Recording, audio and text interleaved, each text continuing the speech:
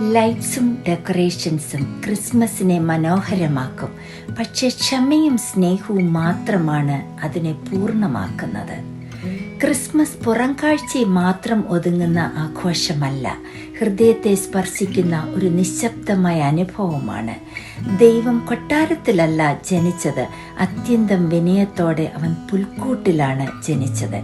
ആ വിനയം നമ്മെ ഓർമ്മിപ്പിക്കുന്നത് ദൈവം ഇന്നും ആഡംബരങ്ങൾ തേടുന്നില്ല.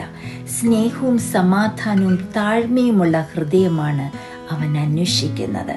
ഈ ക്രിസ്മസിൽ വേദനയും ഭാരവും അനുഭവിക്കുന്ന എല്ലാവരുടെയും ഹൃദയങ്ങളിൽ ദൈവത്തിൻ്റെ സമാധാനം നിറയട്ടെ. പ്രതീക്ഷ നഷ്ടപ്പെട്ടവരുടെ ജീവിതത്തിലേക്ക് അവൻ നിശബ്ദമായി കടന്നു വരട്ടെ. നമ്മുടെ ഓരോരുത്തരുടെയും ഹൃദയങ്ങളിൽ ക്രിസ്തു വീണ്ടും ജനിക്കുവാൻ, സ്നേഹവും ആശ്വാസവും മറ്റുള്ളവർക്ക് പകരുവാൻ, താഴ്മയുള്ള ഹൃദയങ്ങളായി നമുക്ക് അവൻ്റെ സന്നിധിയിൽ നമ്മുടെ ഹൃദയങ്ങളെ തുറക്കാം.